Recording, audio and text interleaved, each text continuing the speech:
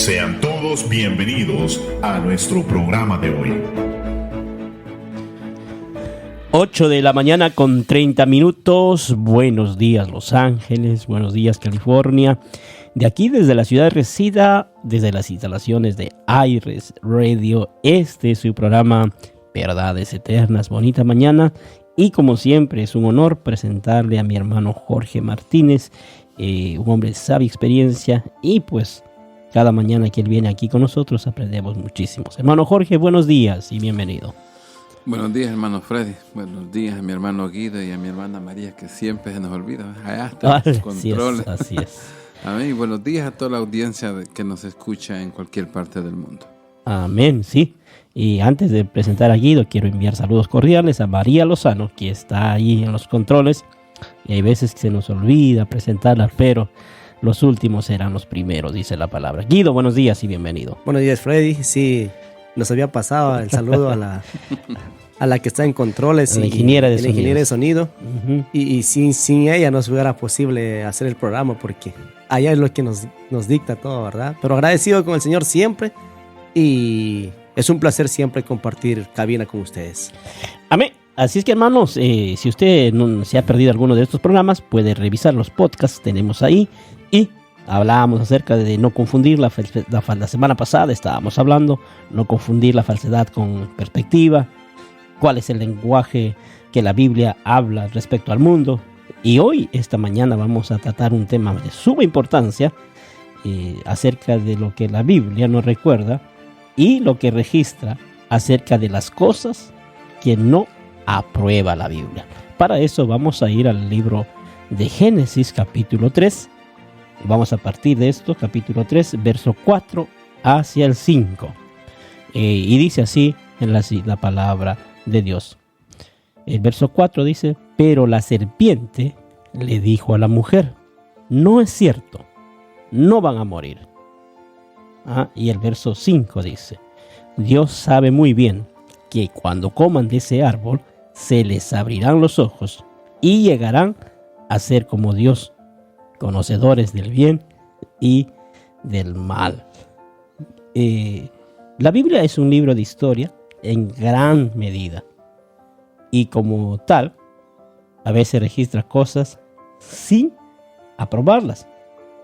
Por ejemplo, los pecados de David, la poligamia de Salomón, fueron registrados sin sermones condenatorios.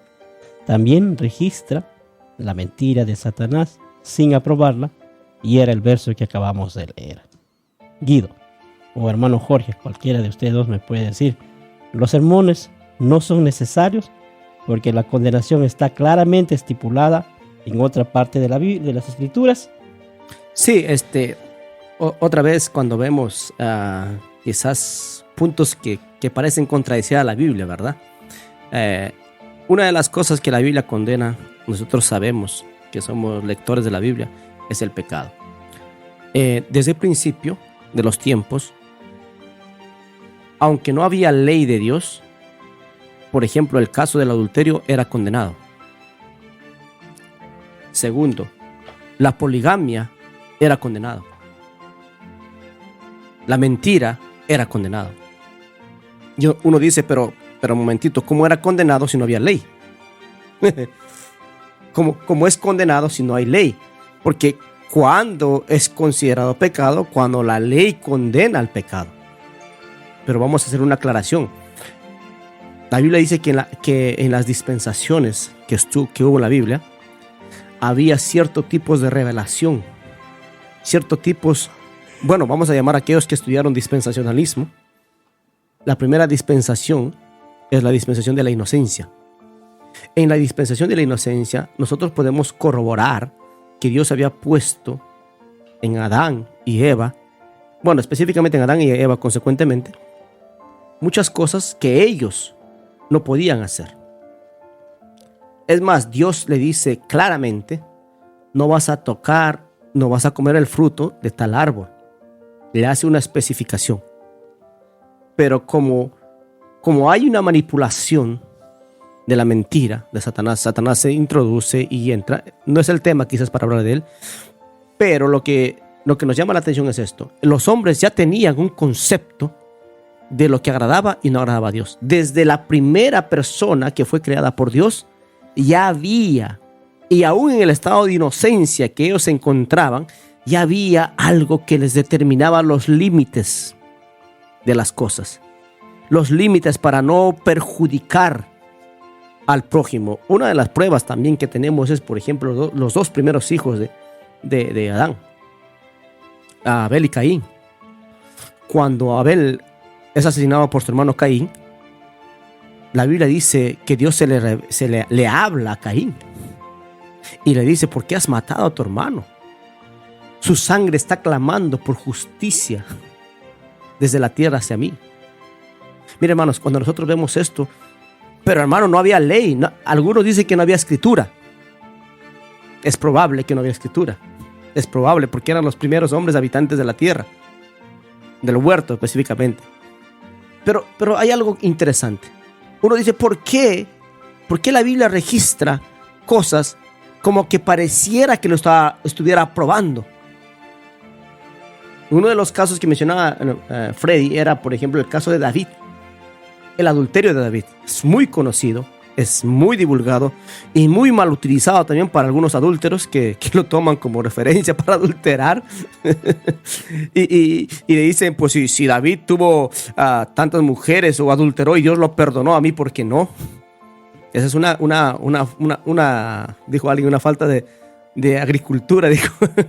es suficiencia e ignorancia, ¿verdad? Cuando hablamos así. Pero vemos que se narra la historia tal cual David codició a la mujer, lo miró, la estuvo observando y no fue por un día, estaba concibiendo el pecado y todo el entorno. La Biblia narra esto, pero la Biblia en ese momento no condena el pecado de David. En ese momento. ¿Cuándo lo hace? Después. Porque la Biblia advierte y dice: mira, estas son las consecuencias del pecado que hizo David. Y nosotros ya sabemos lo que recibió David a causa de su pecado. Yo vuelvo a afirmar y digo esto. No por el hecho que en la Biblia esté escrito la mentira de Satanás que le dijo a Adán y Eva en el huerto. No por ejemplo que David adulteró. No por ejemplo la poligamia de Salomón. Quiere decir que nosotros vamos a practicar. Tal vez ahí no lo condena, pero la Biblia en otras partes ya lo condena. Hermano Jorge. Sí, exactamente.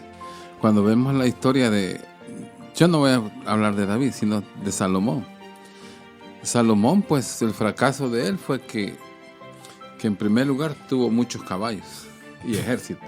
Y Dios había prohibido eso. Cuando la Biblia dice que no tendrás caballos, nada. Él tenía, ¿verdad? Compraba los lotes de caballos a Egipto. 1. 2. También los contratos nupciales que tuvo políticos lo llevó a casarse con muchas mujeres. Uh-huh. Eran como para tener el tratado de paz, ¿verdad? Sí, sí. Pero ¿qué resulta ser? De que su corazón se inclinó, mira, al mal. Tanto que hizo templos a dioses paganos, cosa que él sabía que no debía hacer, pero por causa de su falta de fidelidad, digamos, al matrimonio, resulta ser que llegó a hacer a Quemos un templo, ¿verdad? Hizo a otro ídolo también y les dice que los incensó, o sea que los adoró, les dio alabanza, y eso hizo pues que se apartara de Dios, de hacer justicia, y eso lo inclinó al mal, tanto que al final escribe de Eclesiastés, cuando llega un reconocimiento, arrepentimiento que se había dado la locura. Él escribe Eclesiastés y podemos ver que tuvo una experiencia amarga, no lo relata en sí, pero él dice, bueno, ¿cuál es el bien del hombre? Pues servir a Dios y mantenerse fiel. Y con esto queremos dejar bien claro que la Biblia no aprueba las cosas que están registradas dentro de ella misma. No aprueba los pecados, sino que ella nos muestra cuál es la consecuencia del pecado del hombre, a qué los lleva. Y cualquier tipo de persona estamos atentos a caer en pecado, sea pobre, sea rico, sea el campesino, sea un rey, cualquiera. El pecado no tiene distinción de personas. Eso es lo que quiere registrar la palabra de Dios. Así es. ¿Verdad?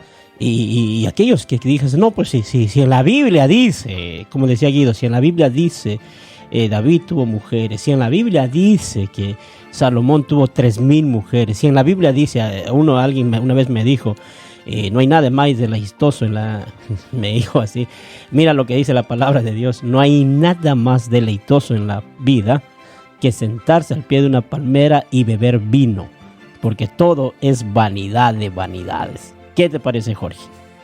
¿Qué interpretación le dan a la palabra de Dios?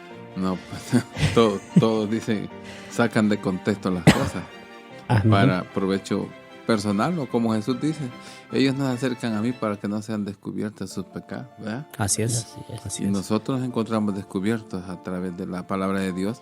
Nosotros como predicadores, a veces como maestros, como enseñadores, nos vamos encontrando en el camino que hay cosas que tenemos que dejar o apartarnos de ellas. Y es una lucha constante. Por eso habla de la perseverancia. Así es. El perseverar en la oración, el permanecer ocupado en la obra de Dios, es algo que nos ayuda a mantenernos, digamos, enfocados en algo tan diferente del pecado. Ahora, solamente, Freddy, haciendo la aclaración que Salomón, según la Biblia, tuvo 1,000 mujeres, ¿verdad? 300 reinas y 700 concubinas. Y 3,000 dicen otras. 3,000 dicen. Bueno, son argumentos que está dando, pero bueno, al final el adulterio y la poligamia estaba condenada por Dios. Amén. Eso es lo que quisiera marcar también, porque ahí es donde nosotros empezamos a buscarle quizás el ángulo quebrado, por así decirlo, ¿verdad? Cuando se interpreta o se contextualiza mal. El punto de quiebre, ¿no? Ajá, el punto de quiebre.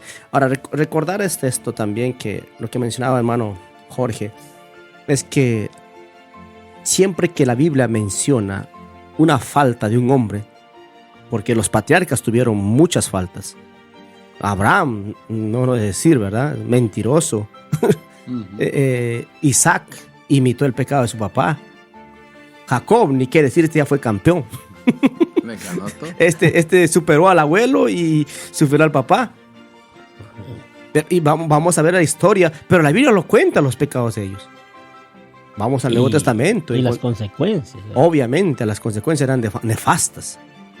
Pero vamos al Nuevo Testamento. Por ejemplo, negar o traicionar a alguien pareciera que fuera como, yo me la libro y el que se arruine. Pero mira, ahí está Judas. Así es. Alguien que traicionó al Señor. ¿Cómo fue su fin? Y no es que Dios lo haya matado, no es que los sacerdotes lo hayan matado. La propia conciencia no la dejó tranquilo. Pedro. Que Judas era un testigo que estaba presente, había visto los milagros. Vamos a ser el tesorero, dice la Biblia. Ahora, ¿cómo nosotros podemos resolver algunas de estas dificultades? Por ejemplo, la genealogía de Cristo, la matanza de los amalecitas. Una de las dificultades más grandes que se ha presentado en estos últimos tiempos, y si nosotros hacemos un stop en esto y nos vamos a lo que está sucediendo en el mundo actual, la gente ha criticado las genealogías de Cristo. Nos vamos a una pausa y volvemos con esta pregunta. No se desconecte, este es su programa Verdades Eternas.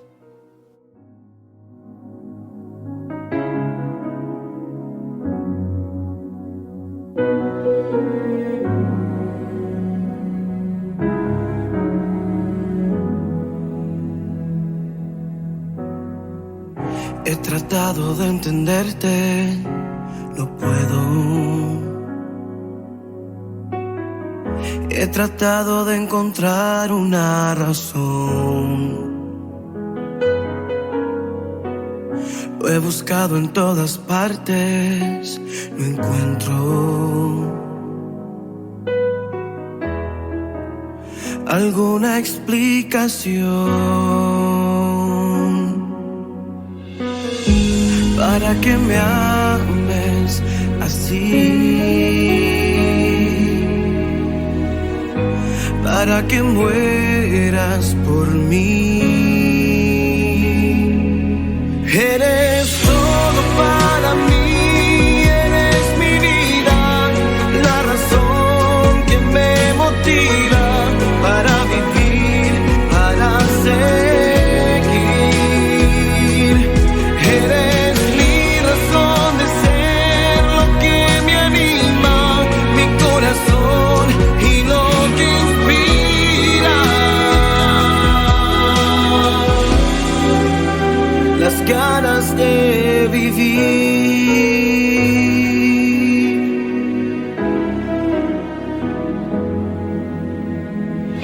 He tratado de entenderte, no puedo. He tratado de encontrar una razón.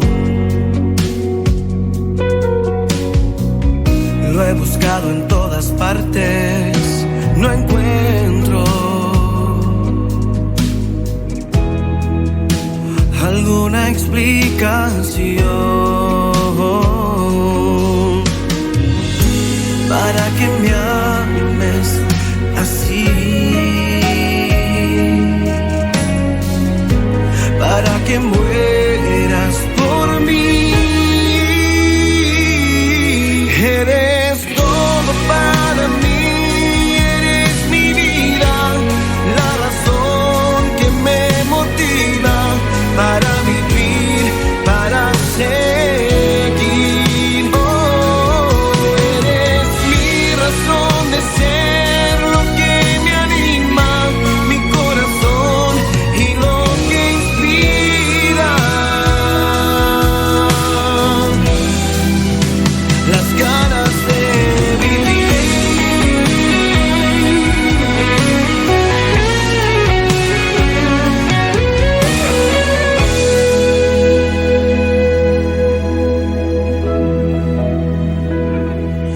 Eres todo para mí, eres mi vida, la razón que me motiva para vivir, para seguir.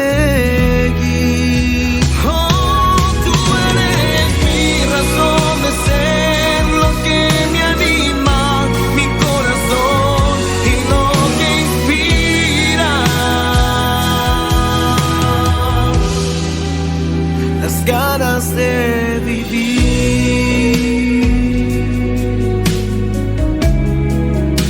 Las ganas de vivir. Oh, las ganas de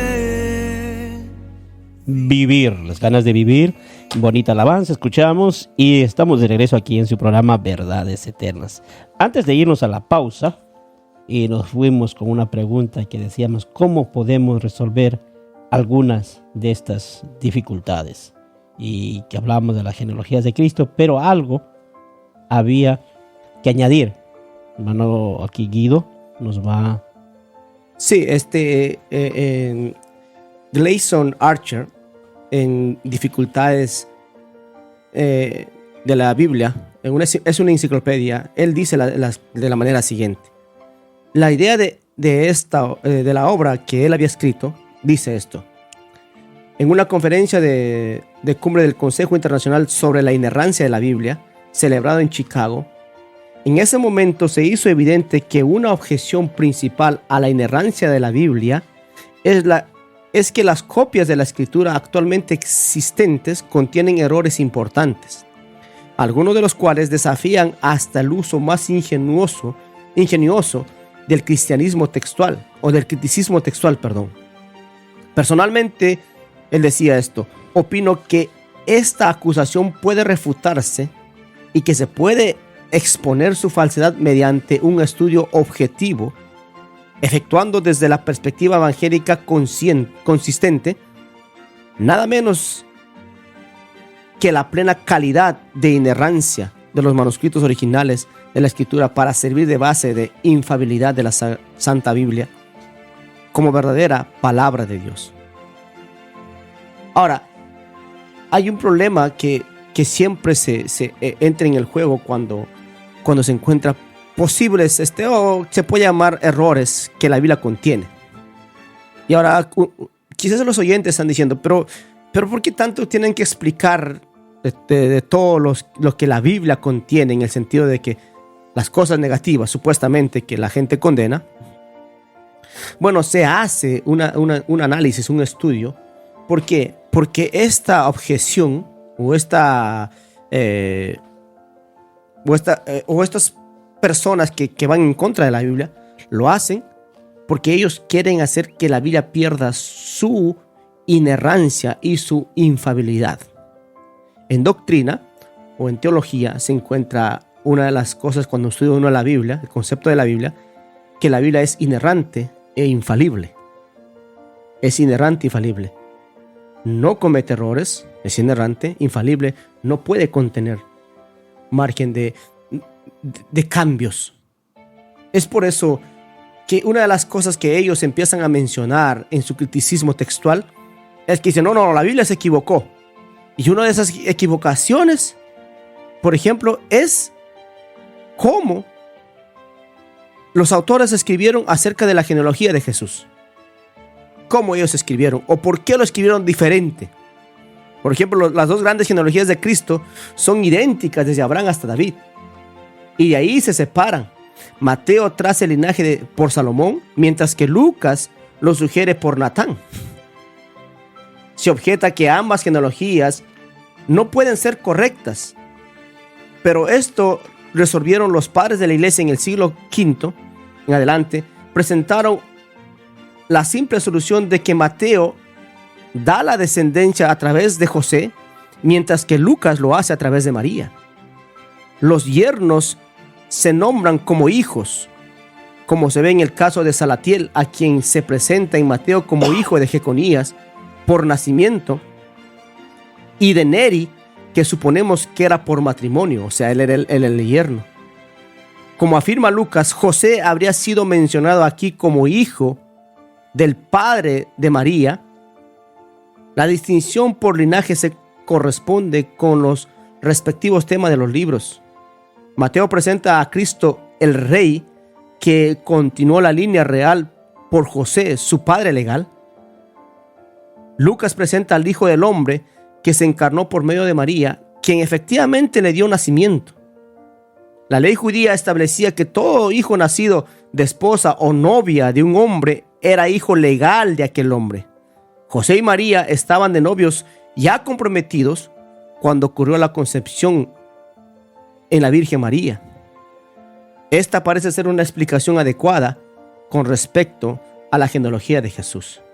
Podemos ver que hay muchas cosas en torno a la genealogía que el criticismo no los considera, sino hace su prejuicio, hace su juicio equivocado y dice, no, la Biblia se contradice. Amén. Hermano Jorge, ¿algo más que quiera usted añadir acerca de las genealogías de Cristo? Cuando hablamos, o sea, de la genealogía de Jesús, podemos ver que Mateo es un judío. Realmente judío, era un hombre odiado por la sociedad de su tiempo porque era un publicano que servía, digamos, como recaudador de impuestos al mismo imperio que los estaba esclavizando a ellos o conquistado. Pero vemos que Mateo es el único apóstol que tiene un evangelio, ¿verdad? Porque Marcos es un traductor de Pedro. Ajá. Y Lucas es un historiador mucho más adelante, discípulo que va con Pablo. De Pablo, ¿verdad? Así es. Entonces, podemos ver que este hombre, Mateo, en sí, aunque dejó todo, dice, lo que nunca dejó fue la pluma y el tintero. Porque él escribe acerca de Jesús muchas otras parábolas que no están escritas en los demás evangelios. Así es. Él describe cosas que nadie tiene, y entonces la iglesia primitiva de aquel tiempo tomaba como referencia a Mateo como el primer libro, aunque se cree que hubo otros evangelios antes que el de él. Pero resulta ser que Mateo sí era un apóstol y sí estuvo con Jesús. ¿verdad? Entonces su genealogía arranca desde Abraham, pero él le llama el hijo de David, ¿verdad?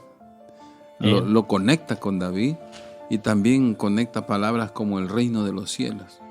Cosas que Mateo ve, es que no ve el evangelio solo para los judíos, sino que lo ve más allá, que es para todo el mundo.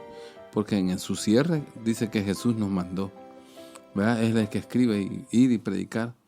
O sea, Mateo tiene cosas características en su libro que los demás no tienen. Y de primera línea, pues es un hombre que recopiló y se cree que escribió muchas cosas acerca de Jesús, que otros no conectan. Sí, también quiero añadir algo interesante, como decía el hermano Jorge, es que cuando Mateo narra de la genealogía de Jesús, ¿por qué él inicia desde Abraham? Ese es el punto. ¿Por qué inicia de Abraham? ¿Y por qué Lucas inicia la genealogía desde Adán? Hay dos concepciones, ¿verdad? Porque, y es sencilla la respuesta. Porque cuando Mateo narra desde la genealogía de Abraham, es porque ahí es donde surge o nace la promesa para una nación judía. En Abraham. Amén. En Abraham nace. Así es. No nace en Adán. Ahora, hablando en términos generales, de Adán nace la promesa, bueno, desde Set, para ser más exactos, nace la promesa para que naciera el Hijo de Dios, que era Jesucristo. En Génesis, cuando Dios envía una contraprofecía, indirecta se llama esta, que le hace una profecía no a la mujer, a Eva, sino le hace una profecía a la serpiente. Es una contraprofecía. Ajá. Y le dicen la maldición, pero es una contraprofecía que le hace, le dice, y a ti le dice. No, bueno, le dice a la mujer, y de ti van a ser uno que va a pisar la cabeza a esta. Y este le va a morir el calcañar. Dios estaba dando como la palabra a Eva, pero no le estaba diciendo directamente a Eva lo que le iba a pasar. Le estaba diciendo a la serpiente qué es lo que iba a hacer la descendencia de Eva. De nacimiento. Ujú. Y esa descendiente y esa simiente no era Set. No era Set, era Jesús.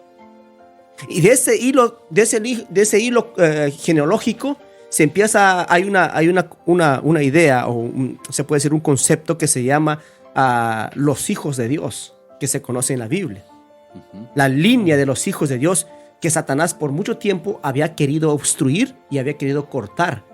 Porque cuando la profecía se la dio a Eva, nace Caín y nace Abel. Pero ¿a quién es asesinado? Abel. Porque de esa descendencia iba a nacer el Cristo.